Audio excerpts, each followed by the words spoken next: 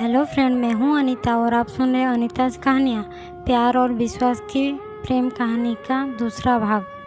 शाम की 5 बज रही थी, लेकिन चांद किशोर घर को लौटा नहीं। इधर चांद किशोर के माता पिता चांद को लेकर चिंता और परेशान हो रहे थे। चांद के पिताजी उसकी माँ से बार बार पूछते हैं, चांद आया क्या? तो उसकी माँ बोलती हैं, दोस्तों से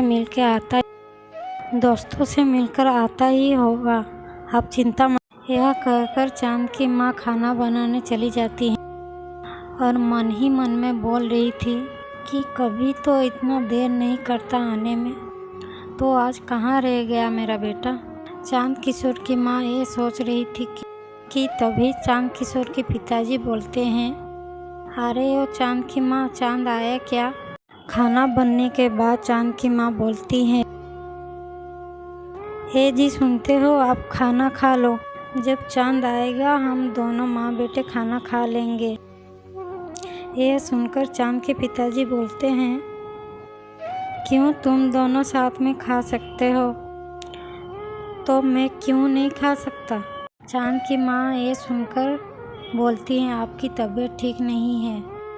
चांद के पिताजी बोलते हैं, तुम इंतज़ार कर सकती हो अपने बेटे के लिए, तो मैं इंतज़ार नहीं कर सकता हूँ अपने बेटे के लिए। तो चांद की माँ बोलती हैं, ठीक है बाबा कीजिए, लेकिन आपकी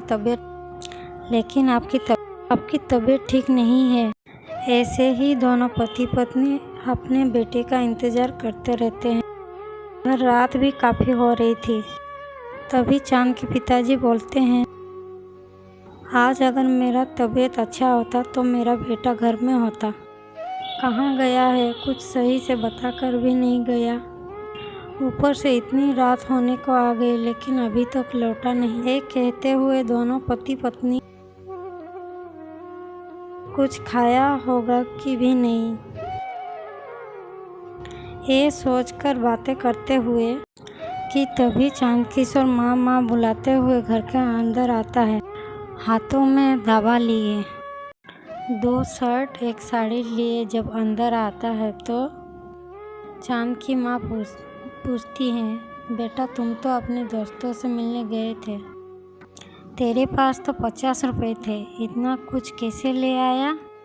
तो चांद बोलता है, माँ बहुत ज़ोरों की भूख लगी है, माँ पहले तुम कुछ खाने को दो फिर बताता हूँ। अच्छा बेटा, ये कहकर चांद की माँ खाना निकालती है। खाना निकलने के बाद चांद की माँ चांद के पिताजी को भी बुलाते हैं कि तभी चांद कहता है, माँ आज पिताजी भी खाना नहीं खाए। ठीक है माँ, आज हम सब मिलकर खाना खाएंगे। ये कहकर चांद मुंह हाथ धोकर खाने के लिए बैठता है। खाना खाते समय माँ पूछती है, बेटा तुम कहाँ चले गए थे? अपने गांव से 100 किलोमीटर दूर गुलाब की बगीचा है ना, बस वहीं पर ट्रैक्टर चलाने का काम मिल गया था। ट्रैक्टर चलाने पर मुझे पूरे 350 रुपये मिले। बस उसी पैसे से पिताजी के लिए दवा, तुम्हारे लिए साड़ी, 2 शर्ट भी लाया हूँ, एक पिताजी के लिए और एक खुद के लिए। अच्छा बेटा ठीक है। फिर चांद किशोर बोलता है, माँ मैं कुछ मोगरे के फूल लाया हूँ। माँ तुम क्या बगीचे से फूल तोड़ कर रखी हो? माँ कल तुम मोगरे की फूल से गजरा बना देना। हाँ बेटा बना दूँगी। पहले तुम खाना तो सही से खा लो, जब से आए हो बातें ही कर रहे हो। हाँ माँ कहकर खाना ख़त्म करके चांद सोने के चला गया। हर सुबह की तरह चांद किशोर कुछ खाकर फूलों की टोकरी लिए बेचने चला जाता है। चांद किशोर रोज की तरह चिल्लाते हुए, ले लो भाई ले लो, खूबसूरत खुशबू से भरी रंग बिरंगे फूल, सुंदर सुंदर फूल ले लो भाई ले लो। रोज की तरह चांद किशोर फूल बेचते हुए जा रहा था कि पीछे से एक लड़की बुलाती है, अरे ओ फूल वाले, इधर तो आओ। चांद किशोर जब मुड़ के देखता है तो एक 12 साल की लड़की, जो दिखने में बहुत ही खूबसूरत, लंबे बाल, गोरा रंग, आँखें बड़ी बड़ी, उस लड़की को देखकर चांद किशोर कहीं खो जाता है। कहानी में आगे क्या होता है जानने के लिए सुनते रहे अनीताज कहानियाँ। जब चांद किशोर उस लड़की के पास आता है तो वो लड़की भी चांद किशोर को देखती रह जाती है कि तभी जमींदार सूर्यकांत बाहर निकल के बोलते हैं, अरे बेटी, तुझे क्या फूल चाहिए?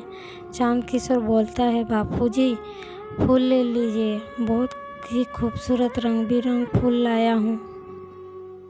जमींदार सूर्यकांत कहते हैं, ठीक है, जो भी फूल पसंद हो मेरी बेटी को वो उसे दे दो। ठीक है बाबूजी, कहकर अपनी टोकरी से पूजा के फूल निकालते समय जमींदार की बेटी का नज़र चांद पर ही अटका हुआ था। चांद किशोर बार बार पूछ रहा था, कौन सी फूल चाहिए मेम साहब? लेकिन जमींदार की बेटी कुछ बोल नहीं रही थी, सिर्फ चांद किशोर को देखे जा रही थी। फिर जमींदार की बेटी पूजा के फूल सहित मोगरे की गजरा लिए घर के अंदर चली जाती है। ऐसे ही कुछ दिन जमींदार की बेटी हर दिन चांद किशोर से फूल खरीद के चली जाती है। कहानी में आगे क्या होता है जानने के लिए सुनते रहे अनीताज कहानियाँ।